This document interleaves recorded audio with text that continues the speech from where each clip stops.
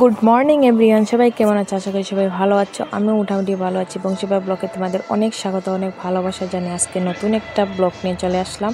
সারাদিন আমার সাথে থাকো, আমার ব্লগটা দেখতেই থাকো, নিশ্চয়ই অনেক অনেক ভালো লাগবে। আর এখানে দেখতে পাচ্ছ কি সুন্দর ফুল, ঠিক আছে? ফুল দিয়ে আজকে আমি ভিডিওটা শুরু করলাম, কারণ ফুলগুলা দেখে মনটা একদম জুড়িয়ে যাচ্ছে, এত সুন্দর ফুল। আর এটা হলো আমাদের একটা মাসির বাসার ফুলগুলা, খুবই সুন্দর। ঘরের একদম সাইডে সামনের দিকে ফুলগুলা খুবই সুন্দর, তাই ফুলগুলা ভিডিও করে নিলাম। এত ভালো লাগছিল ফুলগুলা দেখে আমার। আর একদিকে দেখো ময়না বৃষ্টি দিচ্ছে, আর অনেক ঠান্ডা লেগে গেছে, এর জন্য ওকে একটু সোয়েটার ওয়েটার পরিয়ে দিলাম, একটু সর্দি সর্দি হয়ে গেছে। আর ওকে এখন আমি স্কুলে নিয়ে আসলাম। ওকে এখন স্কুলে ঢুকিয়ে গেছে ও, আর ওর ক্লাসে ঢুকে যাবে। ওখানে প্রথমে একটু কান্না করছিল, পরের দিকে ঠিক হয়ে গেছে। ওখানে ও কান্নাকাটি করে না, একটু গুটকাল হয়ে গেছে, খুবই ভালো লাগে। আর অন্য বাচ্চাদের মতো কান্না করে না, দেখো আমাদেরকে তাকিয়ে আছে। এই ক্লাসরুমে ঢুকে গেল। আর একদিকে আমি দেখাবো এই হলো ময়না স্কুল, আর একদিকে হলো এখানে আমাদের প্যারেন্টস রুম। আমরা সব গার্জেনরা এখানে বসে থাকি, যারা যারা বাচ্চাদেরকে নিয়ে আসি। আর ওখানে স্কুল ছুটি হয়ে গেছে, চলে আসলাম ঘরে। ময়নাকে খাওয়িয়ে স্নান করিয়ে ওকে ঘুম পাড়িয়ে নিলাম, কারণ গাটা একদম ভালো নয়, ও ঘুমিয়ে গেছে। আর একদিকে ওর পাপ্পা পুকুর থেকে এত বড় একটা মাছ মেরেছে, কি বলবো। আর এটা হলো ভেটকি মাছ, ঠিক আছে?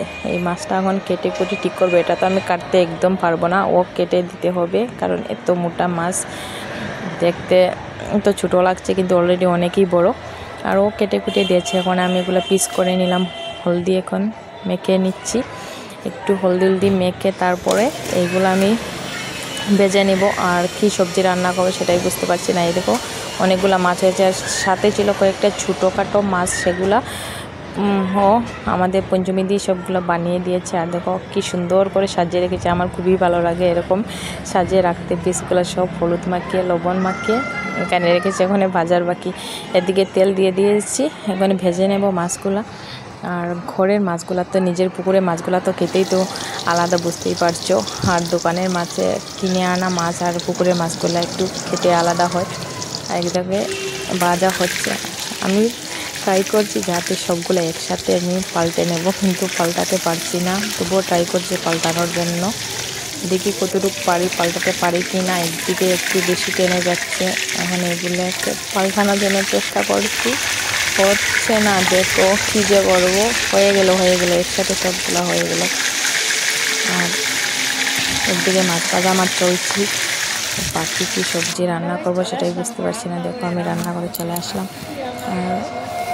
এখানে কী রান্না করব, দেখো কী রান্না করব বলে আমি একটু কিছু বসিয়ে দিয়েছি রান্না করার জন্য।